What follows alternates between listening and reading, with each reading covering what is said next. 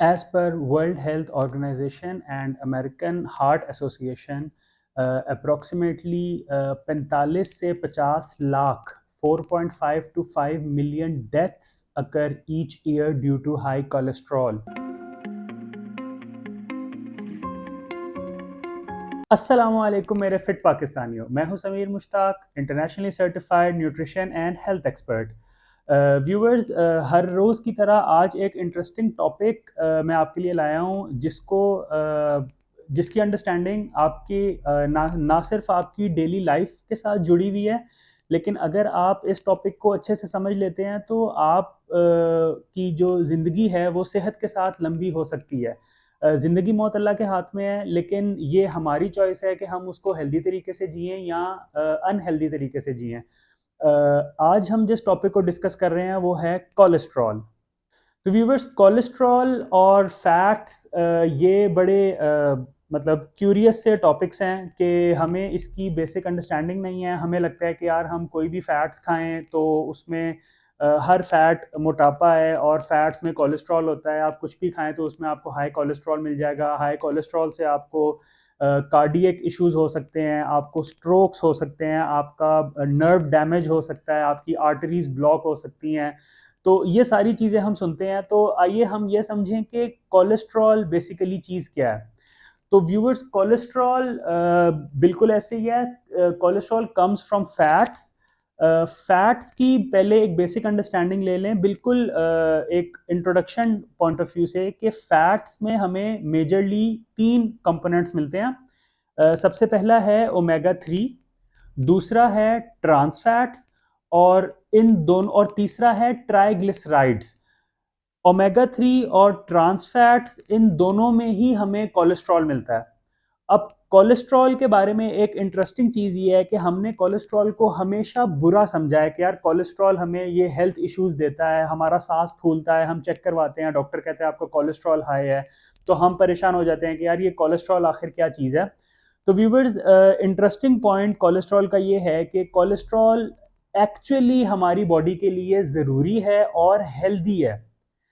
जी, cholesterol foods हमें intake करने चाहिए, क्योंकि कोलेस्ट्रॉल हमारी बॉडी के हर सेल की वर्किंग के लिए बहुत ज़रूरी है।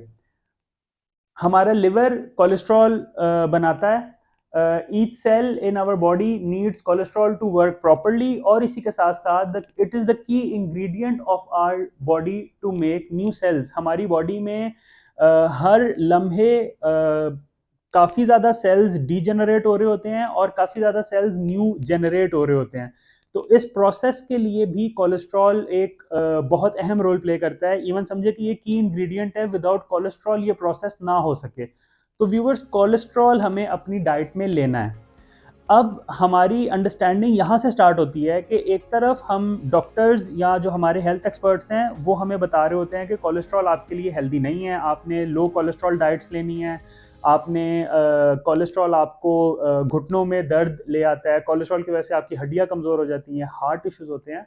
दूसरी तरफ अगर हम साइंस को स्टडी करें तो साइंस ये कहती है कि कोलेस्ट्रॉल हमारी बॉडी के लिए ज़रूरी है।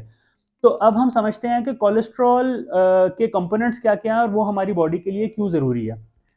कोलेस्ट्रॉल में बेसिकली 3 कंपोनेंट्स होते हैं। एक होता है HDL, this is the high density lipoprotein. दूसरा होता है LDL, this is the low density lipoprotein. और कोलेस्ट्रॉल के साथ हमें मिलते हैं ट्राइग्लिसराइड्स। ट्राइग्लिसराइड्स बेसिकली हमारी बॉडी में जितने भी स्टोर्ड फैट है ये in the form of triglycerides होती है। फैट्स जब हमने डिस्कस किए थे तो हमने पढ़ा था कि फैटी एसिड्स, बेसिकली जो फैट्स हैं ये ट्राइग्लिसराइड्स ही होते हैं, जो कि डाइट जो भी हम डाइट लेते हैं उससे हमारी बॉडी ट्राइग्लिसराइड्स को अलहदा करती है, और या तो वो हमारी बॉडीली प्रोसेसेस में कंज्यूम हो जाता है। अगर हमारा कैलोरी इनटेक ज़्यादा है और कैलोरी आउट कम है तो उस केस में जो हमारी बॉडी में स्टोर्ड फैट होता है वो ट्राइग्लिसराइड्स की फॉर्म में होता है। आते हैं वापस HDL और LDL की तरफ। तो व्यूवर्स, सबसे इंपॉर्टेंट पॉइंट ये है कि LDL हमारा बैड कोलेस्ट्रॉल है। LDL is low density lipoprotein. Low density lipoprotein का नुकसान ये है कि ये आपकी बॉडी में जब आप LDL कोलेस्ट्रॉल की इनटेक करते हैं तो आपकी बॉडी की जितनी भी आर्टरीज हैं जिसमें से ब्लड ने पास करना होता है, उसमें ये लो डेंसिटी का मतलब है इसका पार्टिकल साइज छोटा होता है, और ये टाइम के साथ साथ जब आप इसका इनटेक बढ़ाते रहते हैं तो ये आपकी आर्टरीज में जमना स्टार्ट हो जाता है वॉल्स के साथ। रिजल्टेंटली ये होता है कि आपकी आर्टरीज क्लॉग हो जाती हैं। जब आपकी आर्टरीज क्लॉग या चोक हो जाएंगी तो आपके हार्ट को ज़्यादा पंपिंग करनी पड़ेगी वहाँ से ब्लड गुजारने के लिए। उस केस में जब आपका हार्ट ओवरहीट या ओवरवर्क हो जाता है, ओवरलोड हो जाता है, तो इस केस में आपको कार्डियक इश्यूज स्टार्ट होना आपको फील होने लग जाते हैं। और HDL हमारा हाई डेंसिटी लिपोप्रोटीन है, इसका पार्टिकल साइज बड़ा होता है। It is actually a good cholesterol. HDL की कंजम्पशन आप अपनी डाइट में जब बढ़ाते हैं तो ये आपके जितने भी हमने इससे पहले इसके प्रोसेसेस समझे, ये इस प्रोसेस में अहम रोल प्ले करता है HDL, हाई डेंसिटी लिपोप्रोटीन। और इंटरेस्टिंगली अल्लाह की ऐसी कुदरत है कि हाई डेंसिटी लिपोप्रोटीन जब आपकी आर्टरीज में से गुजरता है, क्योंकि ये सारा प्रोसेस ब्लड के साथ कनेक्टेड है, कोलेस्ट्रॉल आपके ब्लड में इंजेक्ट होता है, लिवर से आपके ब्लड स्ट्रीम में इंजेक्ट होता है, और फिर ब्लड जहां जहां जा रहा होता है वहां वहां कोलेस्ट्रॉल अपने साथ लेके जा रहा होता है।